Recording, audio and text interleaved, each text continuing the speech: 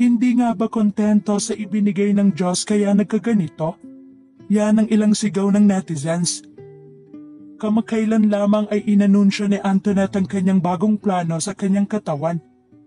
Matatanda ang ibinahagi nga sa social media post si Doc Yapi ang tungkol sa bagong ipapa-enhance si Antoinette. Caption ito, "Next project na si Antoinette Gayle. Abangan. Wamos Cruz, let's do this." Ayon nga kay Antoinette ay excited na umano siya sa kanyang pagbabalik alindog. Sa video na iyon ni Doc Yapi ay may mensahe si Antoinette para sa mga nagsasabi na balyana siya.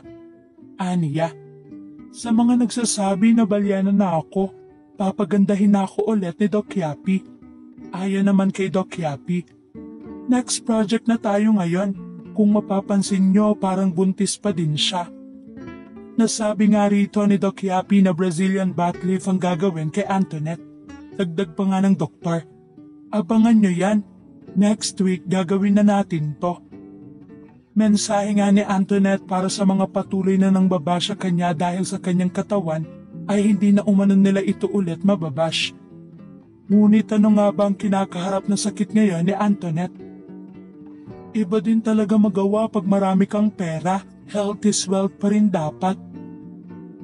Mga hindi kontento sa mga binigay ni God na itsura. Maganda na hindi pa din makontento. Ang ganda-ganda mo na kahit di ka nagparetoke. Tapos mayaman ka naman. Sana nagbayad ka na lang ng nutritionist mo para ma-diet ka, healthy pa. Ilang buwan ka pa lang na nanganak, nagpa-BBL ka na. Baka mapinat ka pa. Di pa nakaka-recover ang katawan mo sa panganganak. Viral ngayon sa social media ang bagong post ni Antoinette.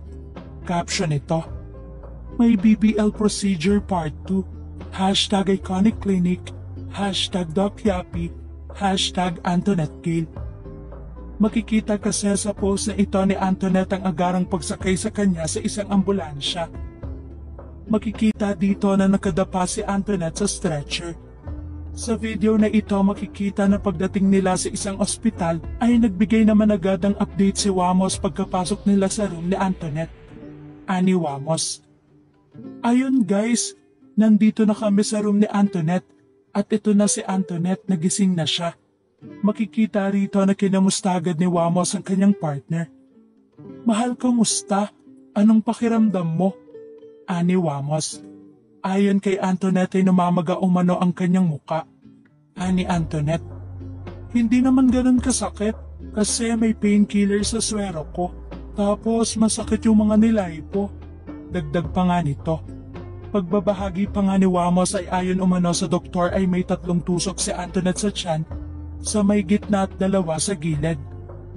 Ngunit sinabi naman daw umano ni Doc Yapi na kay Antoinette naman daw ang desisyon kung gusto na nitong lumabas ang ospital.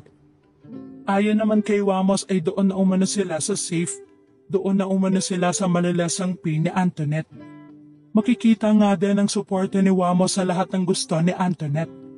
Ayon nga sa latest post ni Wamos, Aniya, "Wala akong pakialam kahit mapuyat ako. Ang importante sa akin, maalagaan kita ng maayos at gumaling ka kaagad, mahal ko, Antoinette Gayle." Maraming netizens naman ang napasana all sa mensaheng ito ni Wamos kay Antoinette. Ganyan ang dapat tularan ng mga ibang lalaki na mapagmahal sa asawa. Salute you, Wamos. Sana ganyan ang lahat ng husband. Bait mo talaga, sir. Ang swerte ni madam.